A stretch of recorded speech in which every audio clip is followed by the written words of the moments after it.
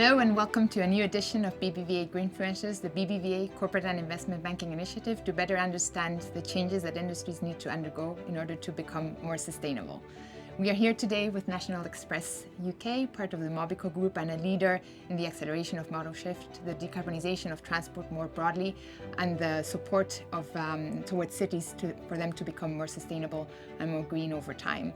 In the context of the £140 million project to become or make Coventry one of the first fully electric bus cities by 2025, National Express has taken a big step forward and has already invested in 140 new double-decker fully electric buses who are already in operation. And we have here today Dharel Patel to tell us a bit more about the initiative and the different plans that National Express is putting into place. So thanks for joining. Thank you for having me, and welcome to Coventry, and welcome on board one of our electric buses. So as you can see, we are here today inside one of these new double-decker electric buses. Can you tell us a bit more about National Express' mission to become a more sustainable player within the transport industry? We decided to buy our last ever diesel bus, and then we've got an ambition for our whole fleet to be net zero by 2035 in the UK. And so far, we're turning words into action. So we've got 179 zero emission vehicles in our fleet, and we've got that ambition by the end of 25. We see our role as National Express to be changing the wider transport system.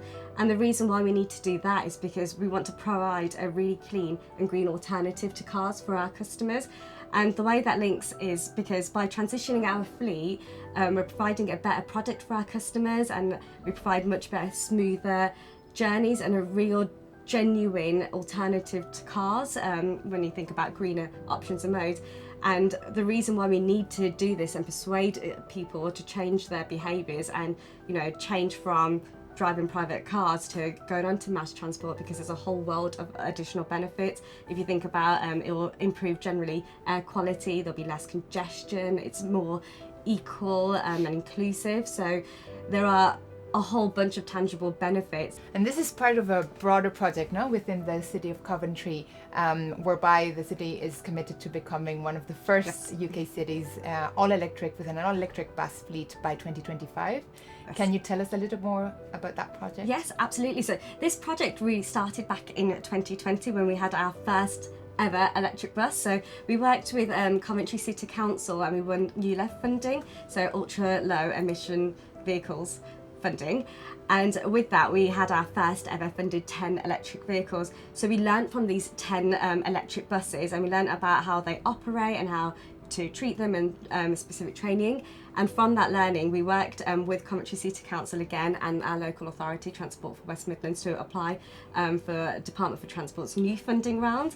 And with that we applied for Coventry to be the first ever electric bus city in the UK, and we were successful in that fund. So what this whole project is essentially is by 2025 for all of our buses in Coventry to be zero emission. So far we've got 140, so we've got a few more to go, but all of our double deckers are now electric, like this one. Great. And all these changes, all these projects, they require a lot of infrastructure that needs to accompany these investments to make them a reality. Can you tell us a little more also about how you faced those challenges and how you implemented those infrastructure changes? Absolutely. So I think infrastructure is probably one of the scariest part when you're looking at a net zero transition. In terms of energy, operating a diesel fleet is very different to operating a zero emission fleet. So usually you just go to the pump and you fill it up with diesel, whereas you have to really think about energy when you're planning then for a zero emission transition. So infrastructure is really key, and we had a partner to do this with because it was a big jump from what we were doing before. So we've worked with Zenobē to implement an innovative turnkey solution, which is electric transport as a service. And what this means is that with Zenobē they own the vehicles and infrastructure, and then we pay a charge. So this really helps us overcome some of those capex barriers that I think a lot of operators would be facing. But as a side to that, there was a lot of infrastructure that we needed to upgrade. I mean, this depot is built in the 80s. It wasn't built with net zero in mind. So one of the things that we had to do was really upgrade the power supply. So we went from a 1.5 megawatt cable, and then we've added another 4.5 to be able to have enough power to charge all of our vehicles in this garage. One of the other things that we also had to consider is the depot layout. Electric vehicles take up much more space, so if you think about the charging unit as well as the vehicle space, you need about 10 to 20% more capacity, so we've really had to consider how do we lay this out so it's the most efficient for the depot. And then some of the other things we also considered was it's an operational depot, so whilst we were doing this amazing transformation, we also had diesel buses running, so how do we do this with least disruption as possible? So we've got overhead cabling, so rather than digging up the floors, we put overhead cables that then connect to the chargers. We did really think of this as a holistic and whole solution, looking at the vehicles, the depot, and how do we do this in a way that will future-proof the depot as well and make the most commercial sense. So many things to think about. So right? many things, yes.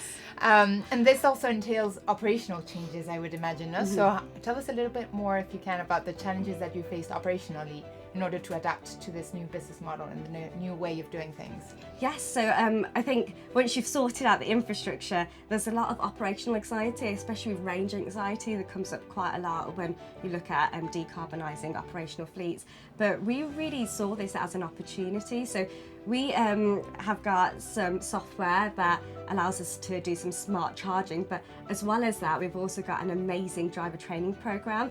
And what we do with this driver training program is maximise regenerative braking opportunity, and that ends up meaning that we get much better efficiency per kilometre when the drivers drive these vehicles, and that has a whole world of knock-on benefits, which means you need less power because you're doing much more regenerative charging, so the costs will come down for charging the vehicles because we've got that power in play.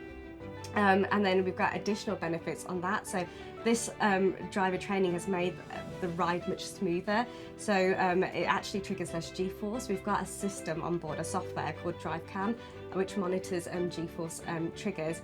And we found that actually our electric vehicles have much less. So they're providing a much better customer proposition. It's smoother, it's safer.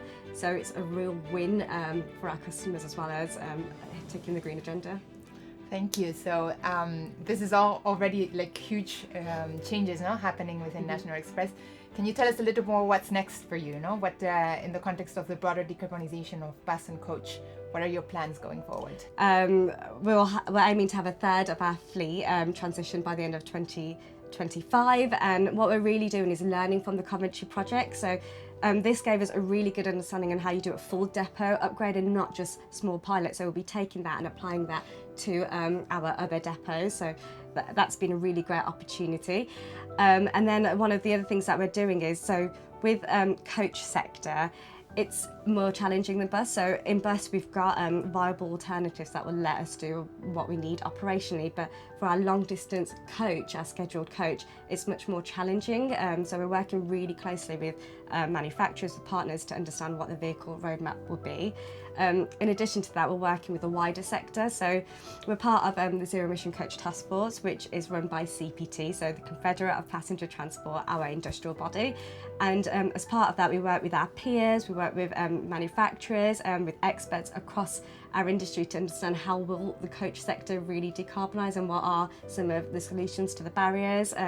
So that is a really great piece to move the whole industry forward.